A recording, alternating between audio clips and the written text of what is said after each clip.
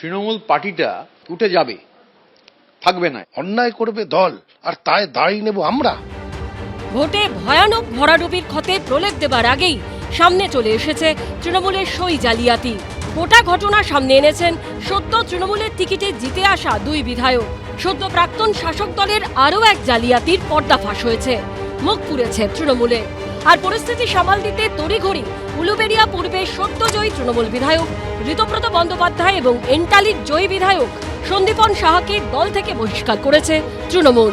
কিন্তু থামতে রাজি নন দুই বিদ্রোহী বিধায়ক, উল্টে হাটে দলের অন্দরের হাড়ি ভাঙতে শুরু করেছে দুজনেই।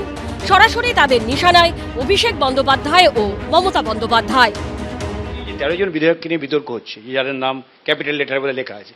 এরা কি সই করেননি না আসেননি? কি ওখানে এমন আমি দেখেছি যে বিধায়ক নেই, সই করতে গিয়ে দেখছি তার নাম লেখা রয়েছে।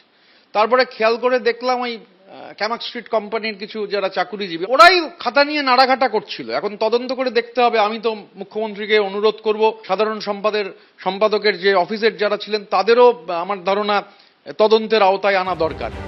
গত 6ই মে ভোটের রেজাল্ট বেরোনোর ঠিক দুদিন পরে কালীঘাটের বাড়িতে তৃণমূলের জয়ী প্রার্থীদের নিয়ে বৈঠকে বসেছিলেন মমতা বন্দ্যোপাধ্যায়, ছিলেন অভিষেক বন্দ্যোপাধ্যায়ও। সূত্রের খবর, সেই বৈঠকে মমতা বন্দ্যোপাধ্যায় স্পষ্ট বার্তা দেন, তৃণমূল কংগ্রেসে থেকে কঠিন সময় অভিষেক বন্দ্যোপাধ্যায়ের বিরোধিতা চলবে না। শুধু তাই নয়, নির্বাচনে অভিষেক বন্দ্যোপাধ্যায়ের ভূমিকাকে স্বীকৃতি দিতে মমতা বন্দ্যোপাধ্যায় সহ উপস্থিত সকল জয়ী প্রার্থী উঠে দাঁড়িয়ে অভিষেক বন্দ্যোপাধ্যায়কে অভিবাদন জানান। জানিয়ে দলীয় নেতৃত্বকে তুলোধনা করেছেন ঋতব্রত বন্দ্যোপাধ্যায়।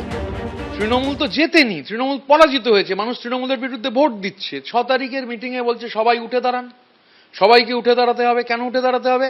দারুণ যে ফলাফল হয়েছে তার যিনি কুশীলব কারিগর অভিষেক বন্দ্যোপাধ্যায়কে উঠে দাঁড়িয়ে স্ট্যান্ডিং ওভেশন দিতে হবে। আছেন অনেকে, আমি কিছুটা হাফ উঠেছিলাম, পুরো উঠিনি। আবার আমার থেকেও সাহসী বিধায়ক আছেন, আমি নাম বলে তাকে বিব্রত করব না, ওঠেননি, বসেছিলেন। অভিষেক বন্দ্যোপাধ্যায়ের কার্যত সেনাপতি বলে পরিচিত ছিলেন যিনি, সেই জাহাঙ্গীর খানের ফলতার ভোটের আগেই সরে দাঁড়ানো নিয়েও ক্ষোভ উগরে দিয়েছেন বিদ্রোহী বিধায়করা। দলের মধ্যে প্রতিবাদ করার কোনো পরিবেশ নেই। আমাদেরকে ডাকা হয়েছিল একটা বিষয়, যখন আমরা বললাম পুষ্পা ঝুঁকে গেছে, তাকে বহিষ্কার করা উচিত জাহাঙ্গীর খানকে, তখন আমাদেরকে ডাকা হলো, কিন্তু সেখানে কোনো আলোচনা হলো না।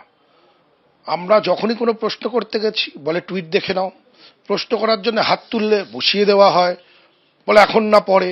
তো এই দমবন্ধ পরিবেশে আপনি কি আলোচনা করবেন? আলোচনা করার তো পরিবেশই নেই। মুখ খোলায় পাল্টা আক্রমণ করেছে তৃণমূল নেত্রী। নীতিহীন একজন, আমাদের ভুল হয়েছে তাকে টিকিট দেওয়া, পায়ে পড়েছিল এসে, অন্য লোকের টিকিট কেটে তাকে হাওড়ায় দাঁড় করানো হয়েছে। আজকে তাদের কাছে আমি ক্ষমা চাইছি হাত জোর করে। 15 বছর পর ক্ষমতা যেতে যেতেই ছন্ন ছাড়া তৃণমূল। আশাবুল হোসেন ও উজ্জ্বল মুখোপাধ্যায়ের রিপোর্ট, এবিপি আনন্দ। এবিপি আনন্দ, এগিয়ে থাকে, এগিয়ে রাখে।